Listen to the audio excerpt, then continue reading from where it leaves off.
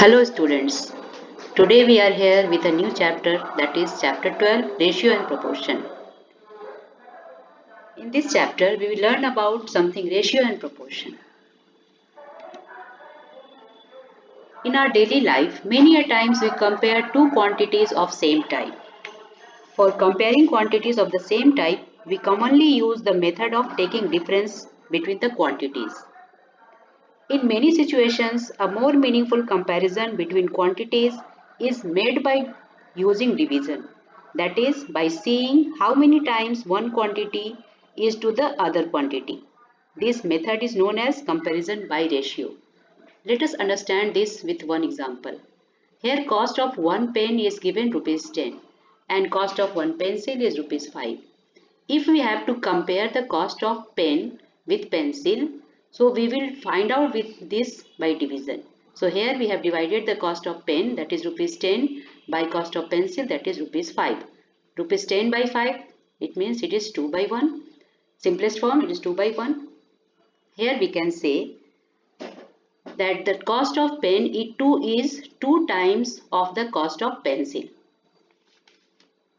In this example, we compared the two quantities in terms of how many times. This comparison is known as ratio.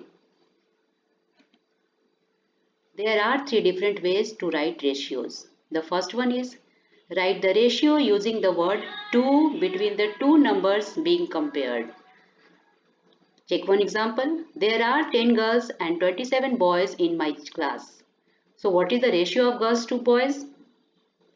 The ratio is 10 girls to 27 boys. Here I have written 2 between these two quantities. 10 girls to 27 boys. The second method is write a ratio using a colon between the two numbers being compared. Here is one example. There are 3 apples and 4 oranges in the basket. What is the ratio of apples to oranges?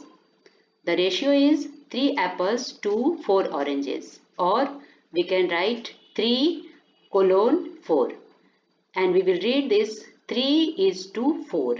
The ratio is 3 is to 4.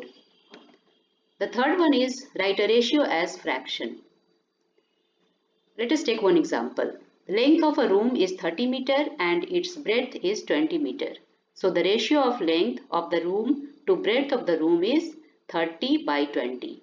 Or in simplest form we can write 3 by 2. And in ratio we will write 3 is to 2.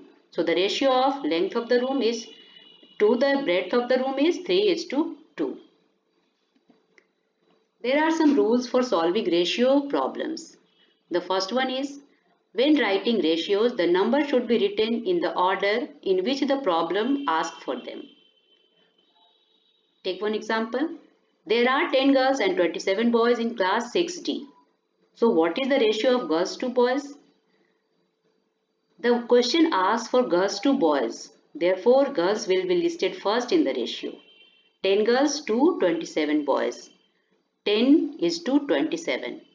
If it will ask ratio of boys to girls, then in that case we will list boys first.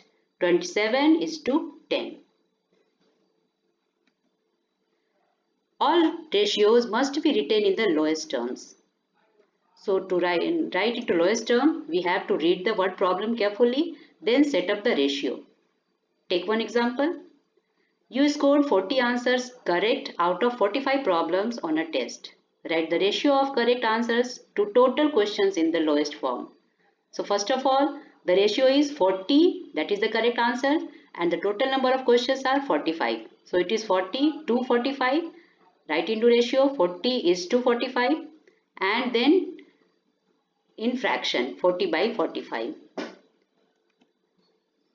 Now we will reduce this into simplest form. 40 by 45, we will divide this numerator and denominator by common divisor, common factor. The common factor is 5. So after dividing it, we got 8 by 9. 5 8 are 40 and 5 9 are 45. 8 by 9 or it is 8 is to 9. After learning about ratios, let us learn about proportion. What is proportions? Proportions are two ratios of equal value. If two ratios are equal, we say that they are in proportion, and we use this symbol or equal to sign to equate two ratios. For numbers A, B, C and D are said to be in proportion if A is to B is equal to C is to D. We read it as A is to B as C is to D. In a proportion A is to B is equal to C is to D, we always have A into D is equal to B into C. So A and D, they are first and fourth terms, and they are known as extreme terms or extremes. Second and third term, which are B and C, they are called middle terms or means. So if two ratios are in proportion, so always the product of extremes are equal to product of means. Now how can we determine they are true proportions? It means the ratios are in proportion.